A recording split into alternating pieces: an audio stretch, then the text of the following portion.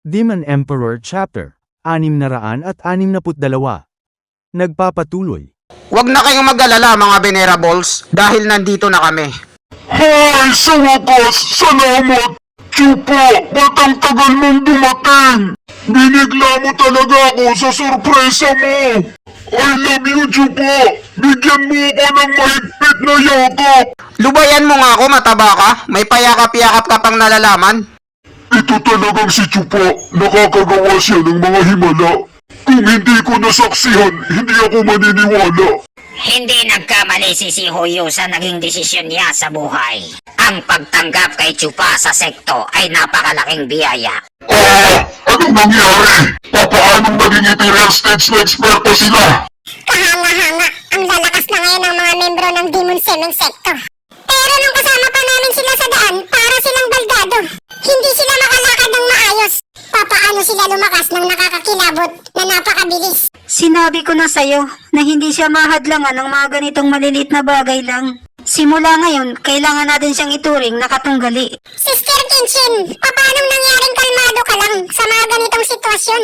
Hindi mo ba nakikita na mahigit kalahati sa kanila ay nasa ethereal stage na eksperto? Hindi kaya may kakaiba silang ginawa? Teka sister, sinabi mo sa akin na nagbago sila lahat dahil kay Chupa. Paano niya nagawa yun? Anong ginawa niya? Hindi ko rin alam, sister. Pero isa lang ang sigurado ako, may ginawa siyang kababalaghan. Sa tagal ko ng pagkakakilala kay Chupa, alam ko na nagagawa siya ng mga milagro. Oh, teka lang. Tinitingnan ba ako ni Kenshin? Mahal ko, may love so sweet. Kailangan ko rin siyang titigan para madama niya kung gaano ko siya kamahal. Kahapon ng Valentine's Day. OMG, nakatingin pa rin sa akin si Chupa. Mahal pa rin niya ako hanggang ngayon. Kung ganun, si Sir Chupa ay hindi lang malakas. Kaya niya ring makagawa ng mga kakaiba. Isa lang ang may tatawag sa kanya. Isa siyang halimaw, hindi siya tao. Hindi maaari. Nakakabigla ito. Anong kalokohang binabalak ng Demon Semeng Secto? Nung dumating sila rito, puro Radiant Stage ang mga mag-aaral nila. Papaanong nangyari na ang anim sa kanila ay naging Ethereal Stage bigla? Hindi kami pwedeng magkamali ng nakasulat dito ng lakas nila. Ano kaya ang ginawa nila? Papaano sila lumakas ng gusto sa loob lang ng 3 araw? Hindi kaya gumamit sila ng gamot na zombie? Ang ipinagbabawal na teknik? Masyadong mahirap at magastos ang ganong proseso ng paglakas. Napakatapang ng bayag nila para gumamit ng gamot na zombie sa pagsasanay ng mga mag-aral nila. Sigurado ako na may kasama silang ekspertong dalubhasa sa mga ganyan. Ang pagtitipo ng 2 dragon ay magiging kapanapanabik dahil ang Demon Semeng Secto ay aangat sila sa pwesto nila. Ha ha ha ha. Umayos na kayong lahat dahil ang Demon Semeng Secto at Beast Timing Secto ay magsisimula na ang laban nila. Tangina, anong nangyari sa Beast Timing Secto? Bakit parang natatakot na sila ngayon? Nasaan na yung angas nila kanina? Master, gumamit sila ng pandadaya. 3 araw na ngayon nung nakalipas nung nakasalubong natin sila sa daan. Puro sila baldado at hindi makalakad.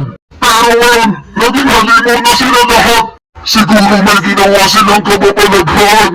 Master, natatakot na ako. Mas magandang sumuko na lang tayo. Isang malaking kalokohan yang sinasabi mo. Ang bawat resulta ng laban ay ang magiging basihan nila. Pagsasama-samahin ito lahat at doon nila malalaman kung sinong magiging number 1. Kapag sumuko tayo sa laban na to, wala tayong makukuhang puntos.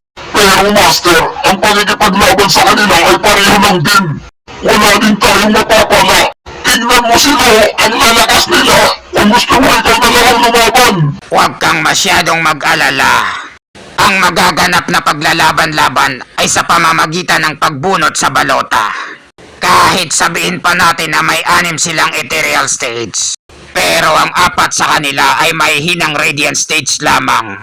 Kaya ang tanging magagawa lang natin ay magdasal na swertehin tayo sa pagbunot sa balota. Master, may punto ka sa sinabi mo. Kapag sinuwerte tayo sa pagbunot na ang mga malalakas natin ay natapat sa mga mahihina nila.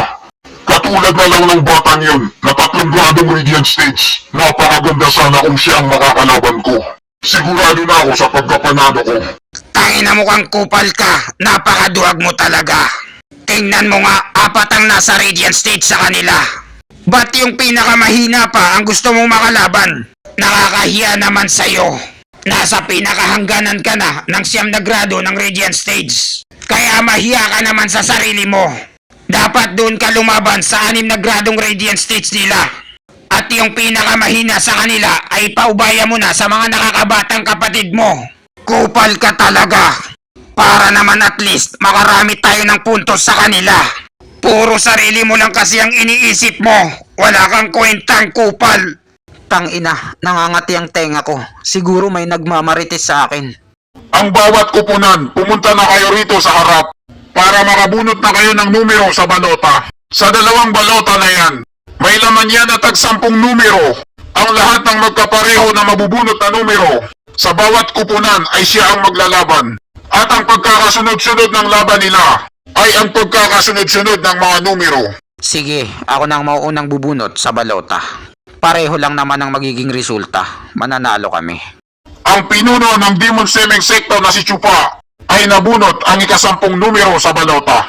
Ha ha ha ha. 10 numero sa balota. Sino kaya ang napakamalas na taong makakatapat niya? Magiging kaawa-awa ang makakalaban ng halimaw na yan. Ha! Pinakamatandang kuya, yan mo! Papaanong nangyari to? Ni minsan hindi mo nagustuhan ang panonood ng mga laban ng mga kapili-piling mag-aral sa loob ng sekto natin. Pero ngayon, excited kang manood sa magiging laban ng 3 mababang rangkong sekto. Ah, Yumi, akala ko sumama ka na dun sa mga matatanda na bumalik. Ang mga mag-aral ng 3 mababang rangkong sekto ay hindi ka panapanabik at mga walang kwenta. Pero may isang tao dito na kailangan ko siyang mapanood. Deserve niya na mapanood ko siya. Sa kanya lang nakatuon ang pansin ko. Bakit kaya ang napakalakas na kagaya niyan mo ay nagmumukha siyang galit? Hindi kaya may isa sa kanila rito na kinikilalang malakas ni matandang kuya yan mo? Siya ba yung tinitingnan mo? Ang 3 gradong Radiant Stage na yan? Tama ka, ang 3 gradong Radiant Stage na yan. Ang bulok na putangin ng sinungaling na yan.